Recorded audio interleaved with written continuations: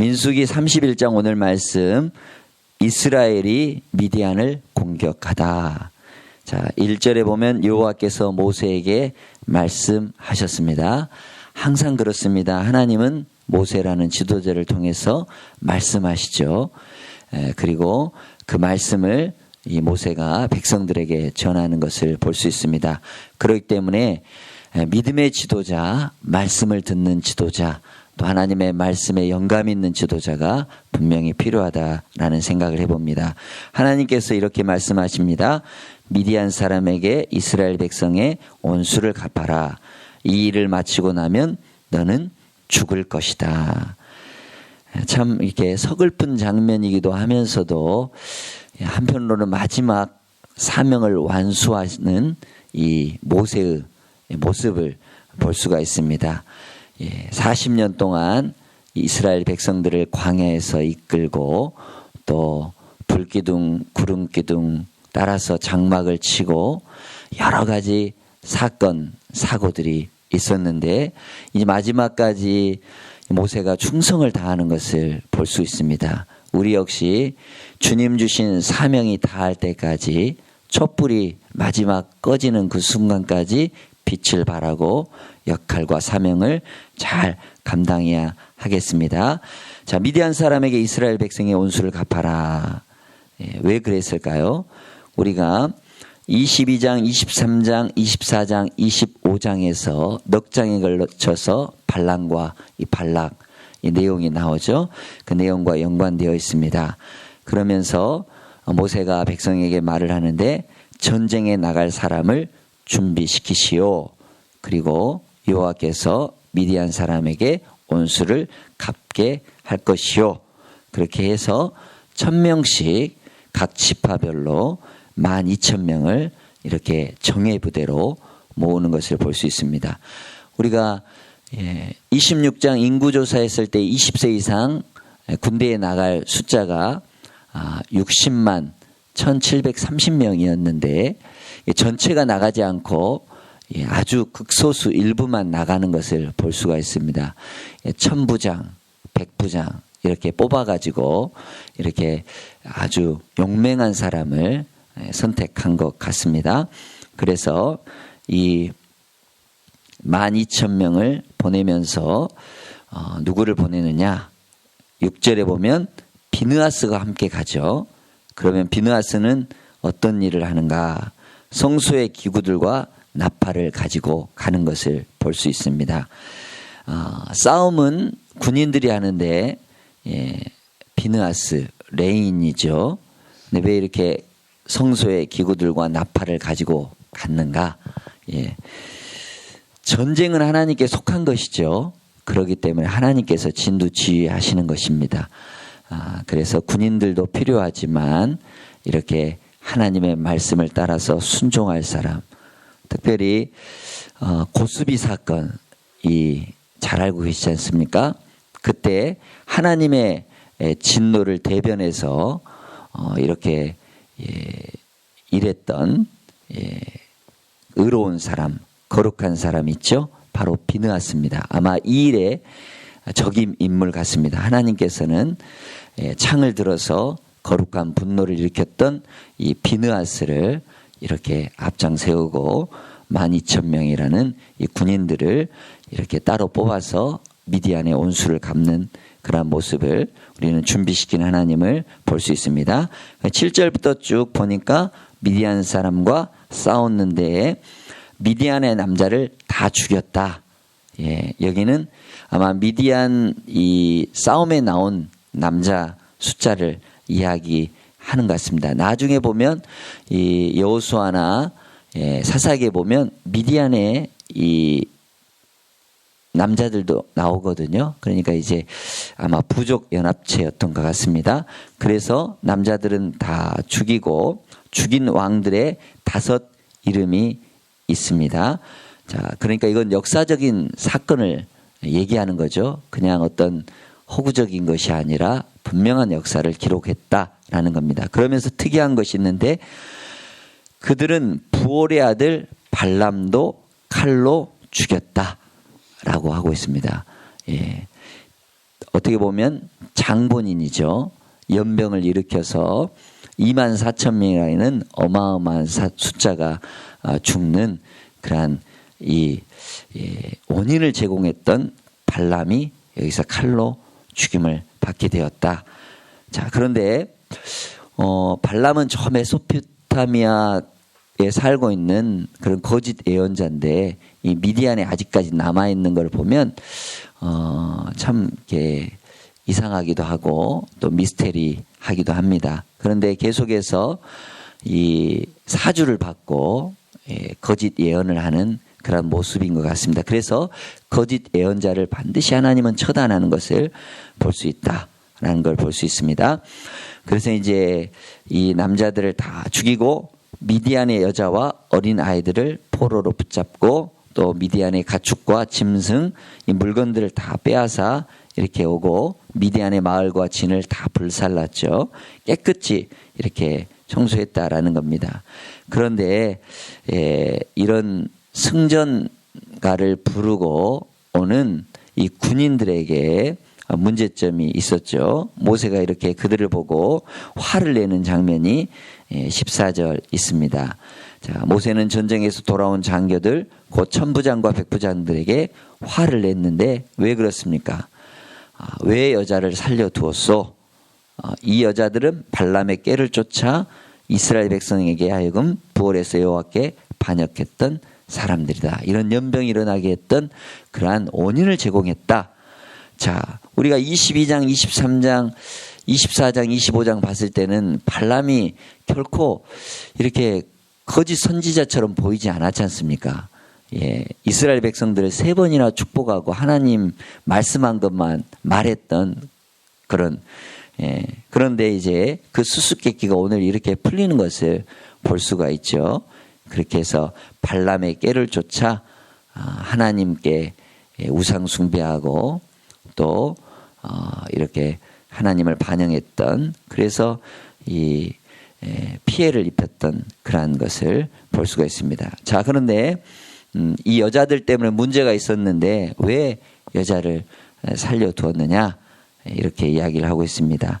그래서 그 문제를 다 이제 해결을 하죠. 오늘 18절 학가다이기도 한데 남자와 함께 잔 적이 없는 여자는 살려두시오. 그러면서 해결을 다 하고 있는 것을 볼 수 있습니다. 자, 그러면 비느하스와 12,000명의 이 군인들이 이 사람들을 죽이고 다 이렇게 처단하고 왔지 않습니까? 자, 그러면 이제 우리 민수기 5장에 보면 이 시체를 만진 그런 부정한 사람은 어떻게 하는가? 7일 동안 진 밖에 머물게 되었죠. 그리고 깨끗하게 한 다음에 돌아오게 되었습니다. 그런데 이제 3일째, 7일째 이 되는 날에 다 이렇게 잿물로 또 옷을 빨고 또 깨끗하게 하는 이러한 의식을 다 하고 진으로 돌아오게 됩니다. 그러면서 이제 그들이 승리하면서 가져온 전리품들 있지 않습니까? 뭐 짐승이며 이런 금은 폐물 이런 것들을 어떻게 해야 되는가? 자, 그런 22절에 불에 던져 넣으시오. 그러면 깨끗하게 될 것이고 또 23절에 보면 물에 씻으시오. 그러면 깨끗하게 되어질 것이라고 했습니다. 불에 타는 것은 물로 씻고 또 불을 견딜 수 있는 만한 것은 불로 이렇게 깨끗하게. 이걸 보면서 신약에 이렇게 조금 대조해 보면 물 세례와 불 세례, 성령의 세례를 이야기하는 것을 또 이렇게 짐작하고 알 수가 있습니다. 우리가 죄를 깨끗이 할 수 있는 것은 거룩한 물 세례와 또한 성령의 불 세례인 것입니다. 우리가 주님의 은혜로 이렇게 거룩하게 되어서 하나님 나라에 들어가게 되는 것이죠. 그리고 우리가 먼저 깨끗하게 씻음 받아야 거룩하게 되어야 하나님의 사명을 할 수가 있는 것입니다.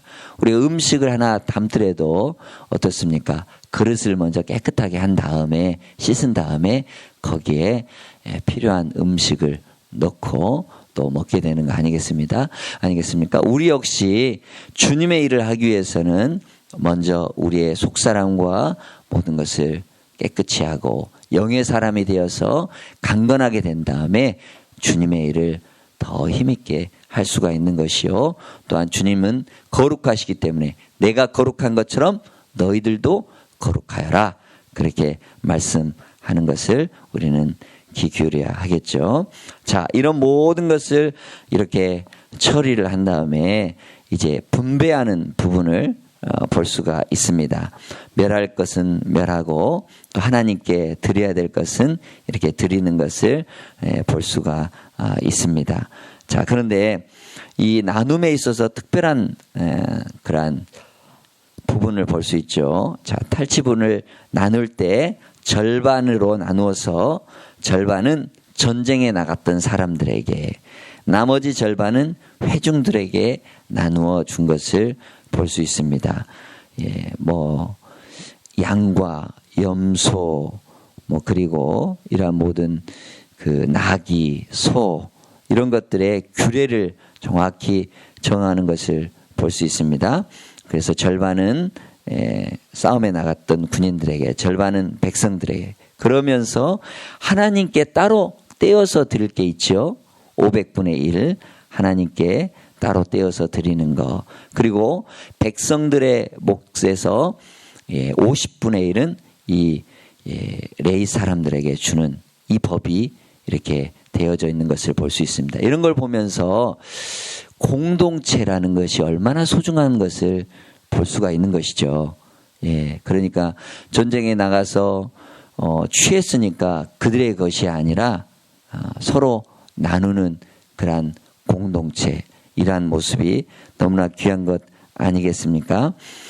전쟁을 통해서 얻은 것들을 나눌 때 이렇게 전쟁에 나가서 힘쓴 사람이나 또한 나가지는 못했지만 같이 기도하고 또 진에 머물면서 이렇게 중보기도 했던 그런 사람들의 몫도 하나님께서는 반드시 챙기고 있는 것을 볼 수가 있는 것입니다.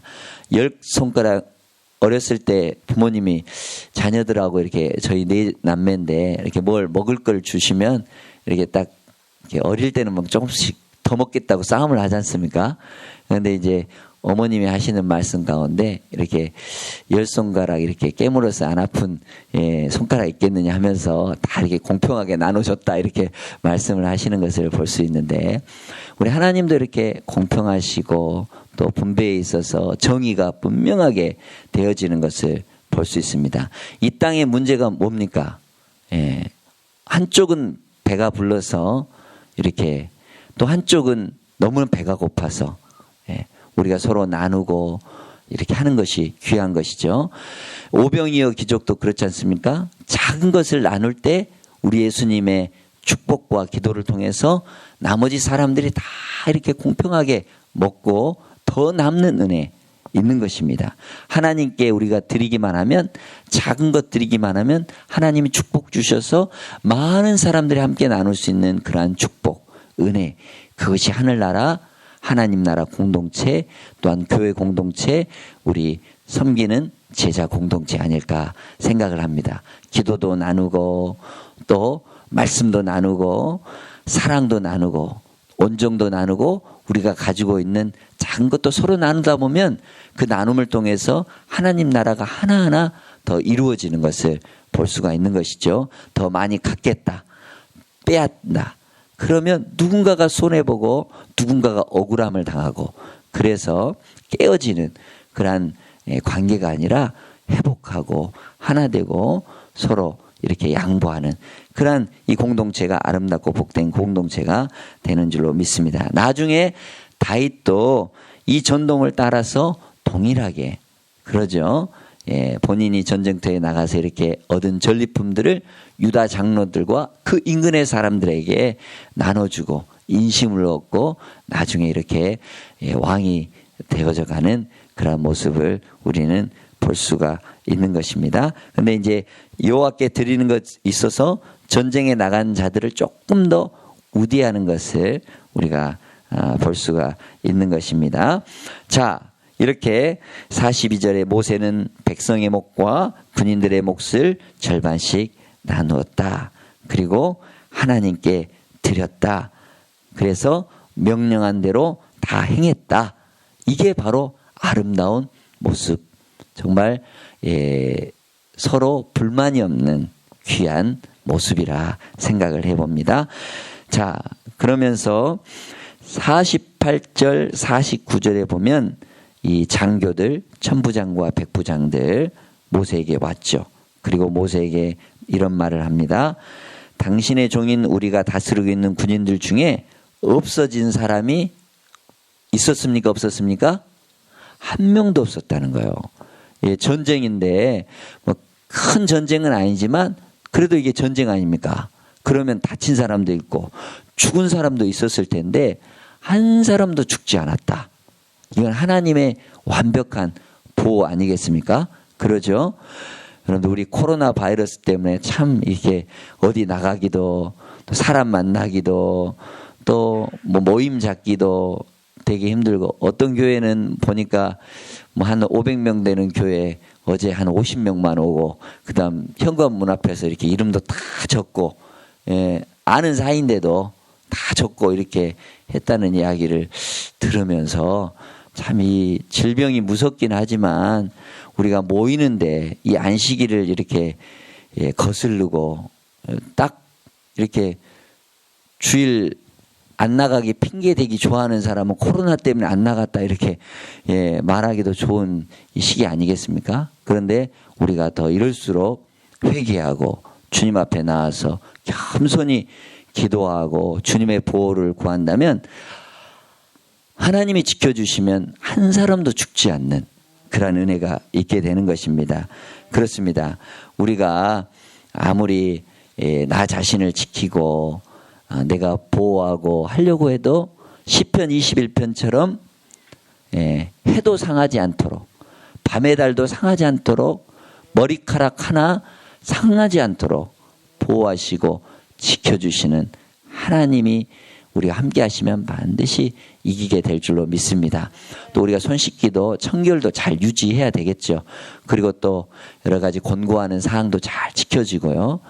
그래야 또 됩니다. 그래서 이 역병이라든지 전염병이라든지 이게 잘 해결되어지고 어제 우리 목사님 말씀하셨지 않습니까? 하나님께 불순종했을 때 하나님이 세 가지 이 기근과 또 전염병과 전쟁 이런 것들이 있다고 하면서 중보기도 하고 더 정화운동하게 하고 회개운동하고 깨끗게 하는 운동 우리 5만 개 되는 이 남한의 교회 가운데 이러한 정말 회개운동하고 더 겸손하게 겸비하게 역대하 7장 14절처럼 내 이름으로 일컫는 내 백성이 내 이름으로 이곳을 향해서 기도할 때 이 땅을 고쳐주고 하나님은 다시 새롭게 해주신다는 약속 주셨으니 우리 믿는 사람들이 더 이때 본을 보이고 그래서 기도한다면 하나님께서 이 어려움도 잘 이겨나가게 하나님 하실 줄로 믿습니다.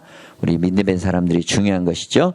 자, 그러면서 이제 이렇게 50절에 보니까 이 장교들이 어떻습니까? 금부치와 팔찌, 인장, 귀고리, 목걸이 귀한 장신구 아니겠습니까? 보석 이런 것들이죠. 자, 이런 것들을 다 이렇게 또 드리면서 어떻습니까? 우리 죄를 씻기 위해 가져온 것입니다. 그러면서 겸손히 드리는 것을 볼 수 있습니다. 그래서 하나님께서 그것을 받으시고 또 해막으로 가져가서 기념으로 삼아 하나님 앞에 둔 것을 볼 수가 있습니다. 오늘 말씀을 통해서 전쟁은 하나님께 속한 것이죠. 그러면서 여러분들 오늘 이 전쟁을 왜 하게 하셨을까? 굳이 이제 가나안 땅에 들어가는 이 시점에 하나님은 왜 이런 전쟁을 하게 하셨을까? 우리가 프로야구나 프로농구나 다른 어떤 경기를 보면 어떤 시범 경기가 있지 않습니까? 미리 좀 선수들의 이런 훈련 상태라든지 이런 걸 점검하는 것을 볼 때 여러분 이제 앞으로 가나안 땅을 들어가면 수많은 전쟁, 더 무서운 전쟁들이 이렇게 예비되고 준비되었죠. 이때 하나님은 내가 너희와 함께하마. 너희와 함께하면 한 명도 죽지 않고 하나님께서 보호하시고 그 싸움을 이끌어 가신다라는 어떤 상징을 보여주는 것을 우리는 알 수 있습니다. 우리는 이 땅에 살면서 어떻게든 영적으로든 어떻든 싸움을 하고 있습니다. 우리는 하나님의 전신갑주를 늘 입고 그리고 무장을 해서 악한 사단 마귀와 싸워서 승리할 수 있는 믿음의 십자가 군병이 되어야 될 줄로 믿습니다.